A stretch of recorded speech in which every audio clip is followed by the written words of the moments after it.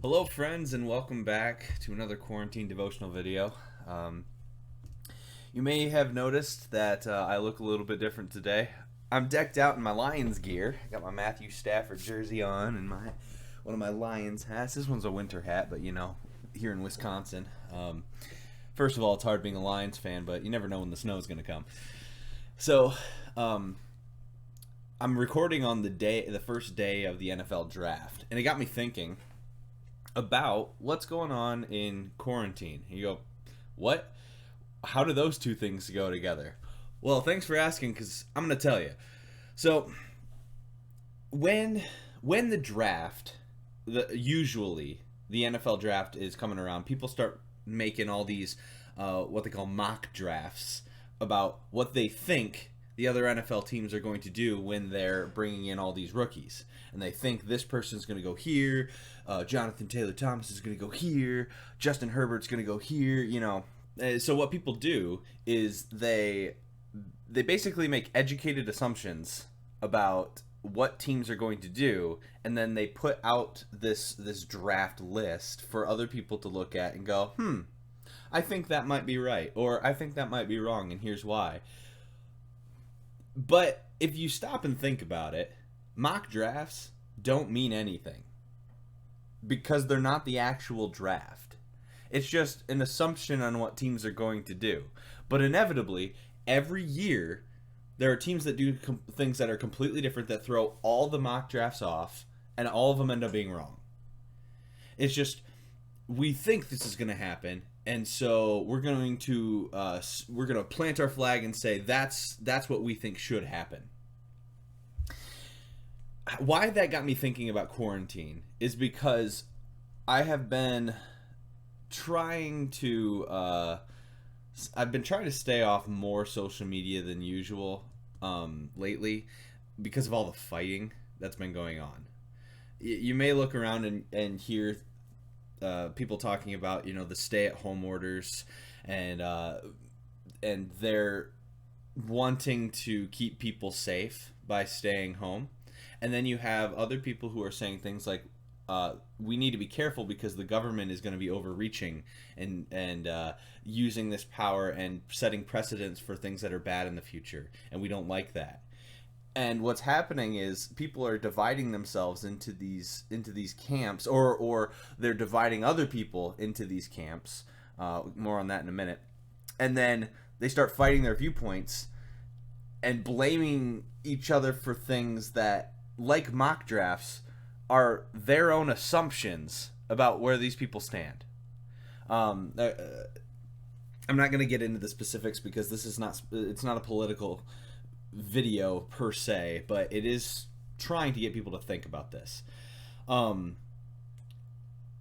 Basically what I'm trying to say is stop assuming things about people. Just because somebody has a certain viewpoint doesn't mean that they believe everything you think they believe. A common one is those who are saying the stay-at-home orders they need to end so that way we can go out. I'm seeing a lot of people say, well, you don't care about people's lives. You hope people die. And it's like, that is a really far-reaching assumption. And then on the other side, you have the people saying those who are advocating to stay inside are sheep, or are people who are being taken advantage of by the government, and they're blind and they're ignorant. And it's like, what are you doing? Stop making assumptions about people like this. It's ridiculous. People are more complicated than our little viewpoints, but we like to do this because we want our mock draft to be right. We want our list of how things are supposed to go, or the way that we think things are. We want to be right, and so we make assumptions about people so they fit our view of what they're doing or what they're thinking, and without actually listening to what they have to say. It's gotten to the point where each team now, no matter what we're talking about, whether it's it's politics, religion, social, economic, whatever it is, each team is now forming rivalries against each other in such aggressive ways. I mean, it's always been doing this, but why I'm bringing this up in the devotional video is we're not supposed to do that as Christians. We believe that the gospel spans all races, all socioeconomic statuses, all peoples, all nations, all tongues. We believe that the gospel is over all. So why are we dividing and demonizing the other team? See, I'm a Lions fan who lives in Wisconsin. I understand how much I hate the Packers. All right? I get it. I get how much I hate the Packers, but there's a good reason for it. They're the Packers, and the Cheeseheads suck.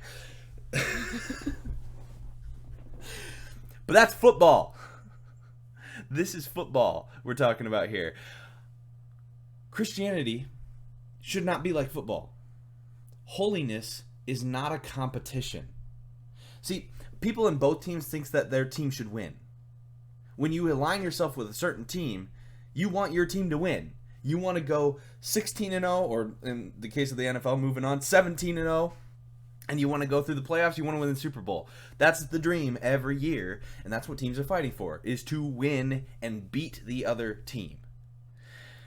If we operate like that, then we go, my viewpoint is right, my worldview is right, and I am the one who is supposed to be up on this pedestal with this team, and we're supposed to win. We're supposed to be the victors, and so everything you do is to then try and push down or lessen the other team's impact in the game of life. What if we're talking about these things? This situation that we're in, this quarantine, is really bringing out this tribalism in a real way, because what people can do is they can hide behind their computer screens and say things that are just crazy and mean. And they can think things about other people and make assumptions about other people. We as Christians, we can do this, and that's not love. It's one thing to be discerning, but it's a whole other thing to assume something about somebody that demonizes them. Because other people shouldn't be our enemy. What Scripture says is our battle is not against flesh and blood, but against powers and principalities of the air, the evil one, against lies, against all these things. But people are not our enemy. It was people that Jesus died for. Holiness is not a competition. It would be wonderful if we started to turn the other cheek, and we started to listen. We started to be quick to listen, slow to speak, slow to become angry.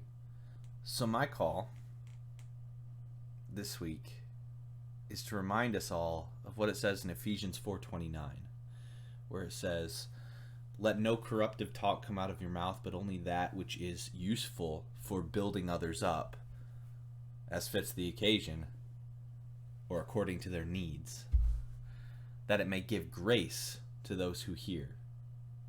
If you find yourself thinking things that are not in line with purity, holiness, goodness, right things about other people, you need to nip that in the bud now. Because this is not a time for us to be dividing the church, dividing God's holy people, and placing each other in camps and saying, this is the wrong camp, I'm in the right camp. One, it fosters pride. Two, it divides us. And three, it's not useful. We need to be expressing grace and be quick to listen and understanding. Don't think you're better than other people. All of these things are tenets that we find in the New Testament. We would do well in this time of quarantine to start reading those things and applying them, especially when it came to our grace towards other people. That's all I have for you today. I hope you all have a good rest of your day. Find some things to keep you occupied in quarantine. Enjoy time with your kids, or if you're enjoying enough time with them, find some time where you can find some quiet. I know that's probably a lot easier said than done, but make sure that we're taking time in the Word and being encouraged in what Jesus has to say to us. So, thank you. Have a good rest of your day, and go Lions.